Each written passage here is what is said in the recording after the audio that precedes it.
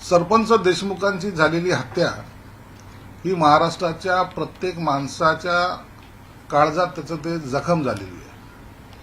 प्रत्येक जणांनी त्याच्याबद्दलचा निषेधही व्यक्त केलेला आणि आपण पाहतायत की जिल्ह्यामध्ये त्या संदर्भामध्ये लोक स्वयंस्फूर्तीने मोर्चे काढतायत आणि सरकारही शांत नाहीये. देवेंद्र फडणवीस साहेबांनी स्पष्टपणे सांगितलं की कोणीही असला तर त्याला आम्ही सोडणार नाही, परंतु तपासाचा थोडासा भाग जो असतो तो पूर्ण करावा लागतो, प्रक्रिया पूर्ण करावी लागतात, नसता गुन्हेगार लवकर सुटण्याचे चान्सेस जास्त असतात. म्हणून ज्या बाकीच्या लोकांना मोका लागला, वाल्मिक कराराची चौकशी चालू आहे, त्यामध्ये तो आढळला तर तातडीने त्याच्यावरही मोका लागला जाईल. जो काही खुनाचा आरोप लावायचा आहे जर त्यात तो असेल तर निश्चित लागला जाईल आणि कुणालाही सोडलं जाणार नाही. आज त्यांचे बंधू जे पाण्याच्या टाकीवर चढले होते, त्यांची मुलगी जी टाहो फोडते, प्रत्येक वेळेला सांगते की माझे बाबा गेले, इतरांवर तसा अन्याय होऊ नये, ही जी काही तिची भूमिका आहे ती भूमिका सर्वांना मान्य आहे. म्हणून हे निश्चिंत राहा, यामध्ये जो कोणी अडकलेला असेल त्याला सरकार पाठीशी घालणार नाही. ह्या मुख्यमंत्र्यांसहित सर्व नेत्यांनी ती एकमेव सर्वांची एक भूमिका आहे. पहिल्यांदा महाराष्ट्रामध्ये अशा एखाद्या खून प्रकरणामध्ये इतक्या एजन्स्या काम करतात. मग त्या सीआयडी असेल, त्यात एसआयटी असेल, त्याच्यात स्थानिक पोलीस अधिकारी असतील, सर्वच एजन्स्या पूर्णपणे त्या तपासाच्या मागे आहेत. आम्हाला वाटतं लवकरच याचा रिझल्ट लागेल आणि जो देशमुखचा खुनी आहे त्याला फासावर लटकवल्याशिवाय हे सरकार शांत बसणार नाही. हार्वेस्टिंगच्या आणखी एक घोटाळ्याचा आता वाल्मिक कराडवर आरोप होतोय आणि शेतकऱ्यांचे पैसे त्यामध्ये गेल्याचं बोललं जात आहे. अजितदादांकडून असं पण वक्तव्य शेतकऱ्यांबाबत आलं की आम्हाला विचारून पैसे गुंतवले होते का, त्यामुळे हे सुद्धा प्रकरण वाढतंय. नाही, आता त्या शेतकऱ्यांचा जो प्रश्न आहे तो अत्यंत गंभीर आहे.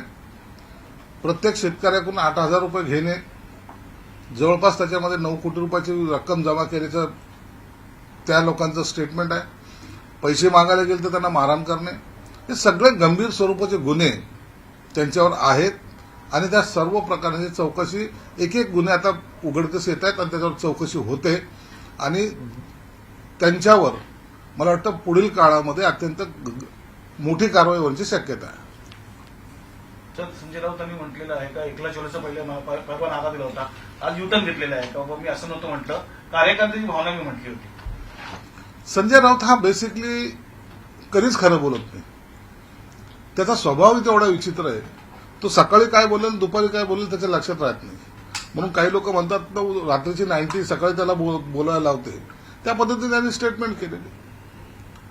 एकीकडे एकदम मोठ्या आवाजात, दमदार आवाजात सांगायचं की आम्ही आता स्वबळाचा नारा द्यायचा, मुंबईपासून नागपूरपर्यंत आम्ही स्वबळावर लढणार. काय झालं तुम्हाला?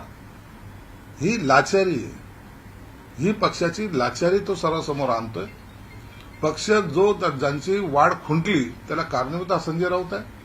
आता त्यांना मजबुरीने त्या महायुतीमध्ये एक तर त्यांचे पाया पडावं लागणार आहेत, नाहीतर देवेंद्रजींची आता जपमाळ करावं लागेल. हा दोनच पर्याय त्यांच्यासमोर आहेत. म्हणून भविष्यामध्ये महानगरपालिकेच्या निवडणुका जशा जशा जवळ येतील त्यावेळेला उभाटा गटाला एकटं लढणं परवडणारं नाही.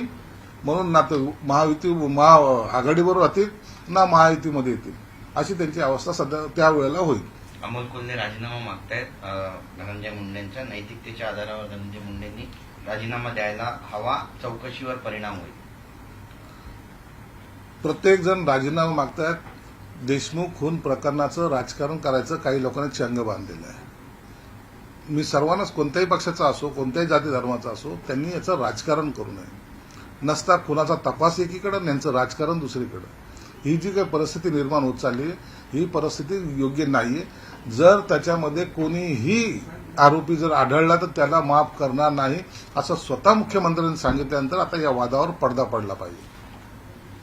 सुनील तटकरेंनी सांगितलेलं आहे का शरद पवार गट असतील की अनेक महाविकास आघाडीचे आमदार आमच्या टचमध्ये आहेत, महायुतीच्या टचमध्ये सर्वच आहेत. त्यांनाही माहिती की आता यांच्यामध्ये एक वाक्यता राहिलेली नाही. भविष्यातल्या निवडणुका कशा होतील याची काही गॅरंटी नाही आणि सत्ता येण्याची तर बिलकुल नाही. म्हणून आता आपल्याला जे सत्तेत आहे त्यांच्याबरोबर राहणं, आपल्या मतदारसंघाचा विकास करणं हा एकमेव पर्याय त्यांना दिसतोय. म्हणून या महाविकास आघाडीतील सर्व आमदार हे एकमेकाच्या संपर्कात आहेत, खासदार संपर्कात आहेत आणि मला वाटतं या फेब्रुवारीमध्ये त्या सर्व घटनेचा स्फोट होईल. सर, शेवटचा प्रश्न आहे.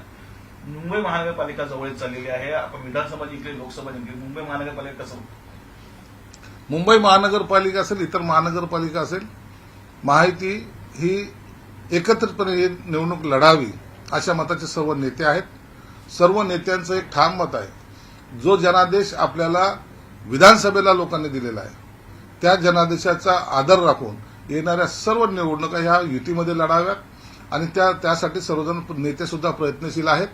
कार्यकर्त्याची साहजिक काही ठिकाणी भावना ही आहे की आपण स्वतंत्र लढू, म्हणजे जागा जास्त मिळतील, कार्यकर्त्याचा समावेश होईल, परंतु याचा सर्व निर्णय हे तिन्ही नेते, वरिष्ठ नेते हे त्या घेणार आहेत आणि मला वाटतं भविष्यामध्ये एकत्रित लढणं हे कधीही चांगलं राहील आणि महायुतीची सत्ता या महाराष्ट्रातल्या सगळ्या महानगरपालिकेमध्ये स्थापन होईल.